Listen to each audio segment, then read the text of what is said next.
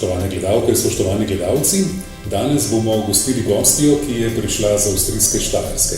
To je predsednica kulturnega društva Člen 7 za avstrijsko Štajersko, Pavlova hiša, Suzana Weidlaner. Lepo pozdravljeni, dobrodošli na klepetu na kongresu. Hvala lepa. V današnjem pogovoru se bomo najprej vrnila približno 30 let nazaj. Kako se spominjate priprav na osamosvojitev Slovenije? Ste bili morda tudi sami vključeni vanje?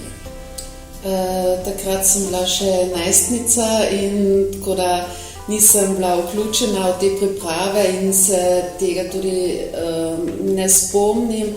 Seveda se pa spomnim, da se je govorilo o razpadu Jugoslavije in ker imam tudi sorodnike in prijatelje, sem seveda bila že napeta, kaj se bo zdaj tu dogajalo. In je bil zame zelo pretresljiv čas, ker ponavadi so vojne za nas v Evropi vedno daleč proč in smo šokirani, če vidimo to v poročilih, ampak ne pričakujemo, da je lahko enkrat tudi pred našimi vrati. Tako da imam to zelo pretresljivem spominu. Ja, omenili ste to vojno, osamosvojitveno vojno, ta je potekala skoraj pred vašim pragom, bi lahko rekli. Kako je to takrat vplivalo na življenje ljudi? Jaz živim s svojo družino v Grazu, tako da sem bila malo proč od meje.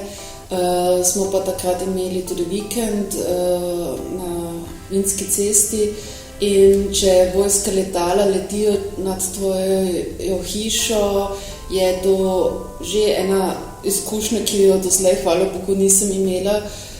In seveda za ti ljudi, ki so živeli ob meji, sploh ta starejša generacija, so se prebudili te stare strahove, kaj je to pomeni ta vojna. Seveda so imeli v spominah, kako je bilo v drugi svetovni vojni. Ni bilo znano, a bo ta vojna šla čez rob in vplivala seveda potem tudi Avstrijo oziroma Štajersko.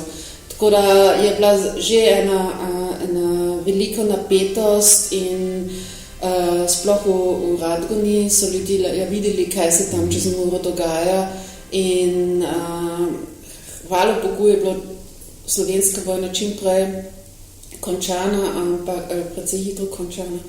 Ampak vsaka vojna je predolga in preveč. Slovenija je potem uspešno izpeljala ta proces osamosvajanja, postala tudi mednarodno priznana država, tudi članica Organizacije združenih narodov, Evropske unije, NATO. Ali je to vplivalo na položaj Slovencev na avstrijskem Štajerskem znotraj avstrijske države? Vplivalo je, ker je bila Slovenija zdaj soseda, ki je imela podoben politični sistem.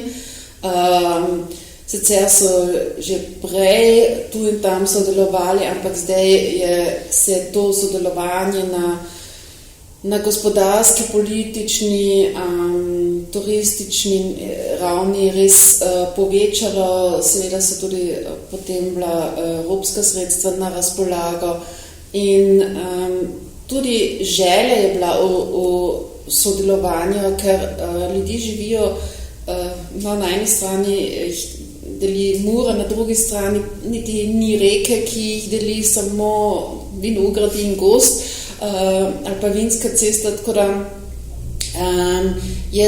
je to že tudi pozitivno vplivalo in tudi slovenščina je bila zdaj na boljšem glasu, veliko ljudi so se želeli učiti jezik, je bila tudi neka taka euforija na začetku, šole so tudi vedno več ponudili slovenščino, tako da se je že videlo, da je tako eno pozitivno vzdušje prevladovalo. Se je morda v tem času, v teh 30 letih spremenilo vaše sprejemanje Slovenije? Kako jo vidite danes? Kako ne rečem, zame se ni toliko spremenilo, ker je bilo zame normalno že kot otrok, da grem sem pa tja, ok, nekoč smo stali na Šentilju, oziroma mi smo z tega izogibali in smo šli po ovinkih malo naokrog v Slovenijo. Zdaj spet žal stojimo ob mejah, torej niso tako odprte meje.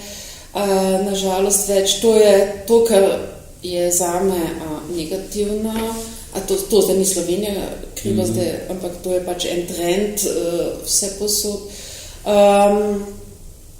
Ampak tako je to en del moje identitete in seveda je Slovenija postala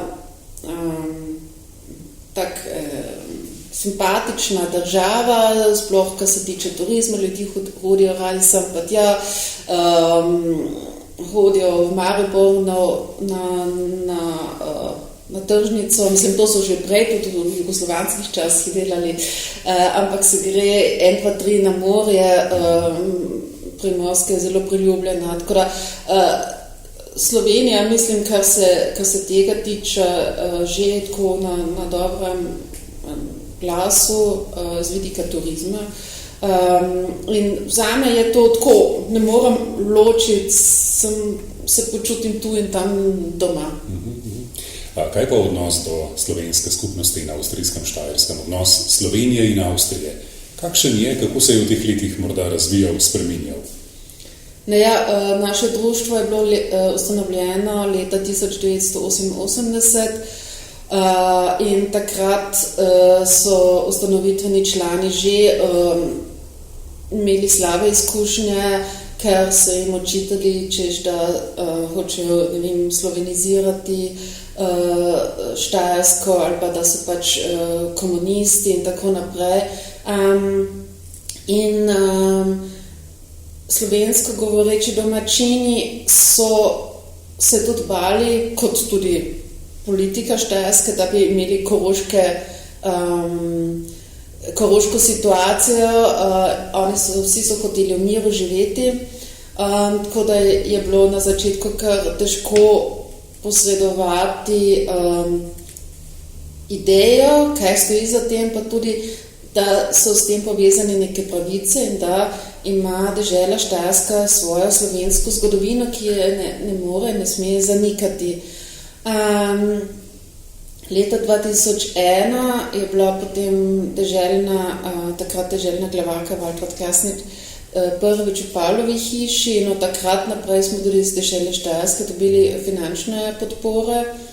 No in leta 2003 je bilo naše društvo tudi sprejeto v Sosvetu pri zvezdnemu kanclerju na Dunaju, tako da je bilo to tudi neka vrsta priznanja. Celotna klima ob njej se je pozitivno razvila, tako da nisi več tisti čudak, ki govori slovensko. Ljudje so vedno bolj spoznali, da je to lahko korist in ne samo pač nekaj slabega, kar so pač dali starši naprej. Kako ne rečem, vedno so koristili jezik, ampak niso to pokazali nazven, ker veliko teh domačinov je dvojnolastnika, torej imajo tudi svoj vinograd, gozd, polje na slovenski strani, torej potrebovali so jezik, ampak ker pač ni bilo ničesar, ki bi podprlo učenje jezikov ali da bi starši dali jezik naprej, je pač asimilacija zdaj močno napredovala.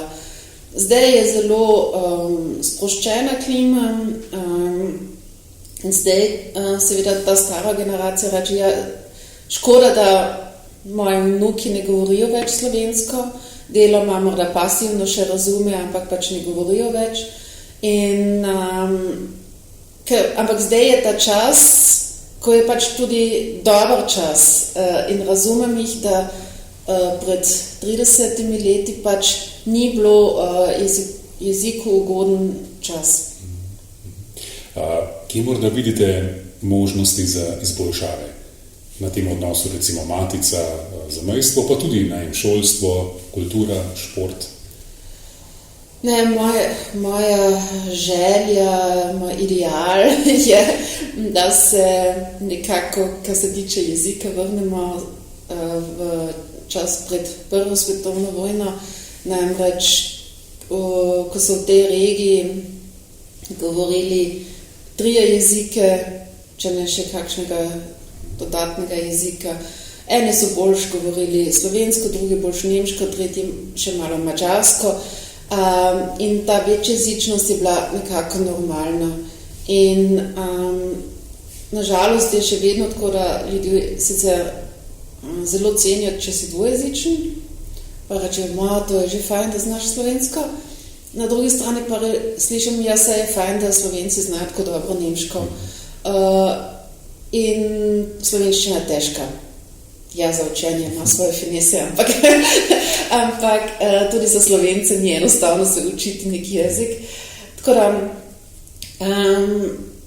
bi se želela eno tako enakopravnost, kar se tiče jezika, da znajo Štajerci, avstrijski Štajerci toliko slovenščine, da grejo lahko recimo v trgovino ali pa se tako en small talk, en simple pogovor, obratno pa ponavadi itak ni tak problem. Čeprav so tudi na slovenski strani v šolah tendence, da je vedno več angleščine v obmejnem prostoru in mislim, ravno v obmejnem prostoru je jezik soseda pač tisti, ki bi moral biti po mojem na prvem mestu. Na vsak način se mi zdi tu in tam forsirati idejo večjezičnosti, da to ne pomeni, da spadaš v eno ali drugo škatlico, da si večplasten, da sem lahko Štajerka, Avstrijka, Slovenka, pa morda, če se bom kdaj kam preselila, Evropejka sem seveda in morda bom enkrat tudi še Francozinja, ali se počutila kot en del ene druge države in da se neha misliti v teh nacionalnih kategorijah, ker ena čista država ne obstaja.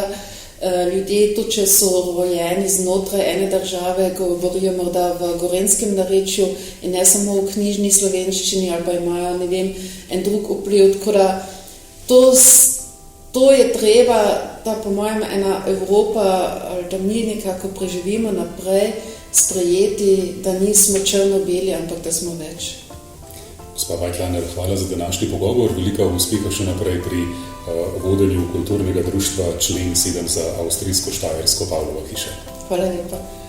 Vam pa hvala za spremljanje in za pozornost in vabljeni, da tudi naslednjič prisluhnete klepetu v projektu Kongres na klepetu.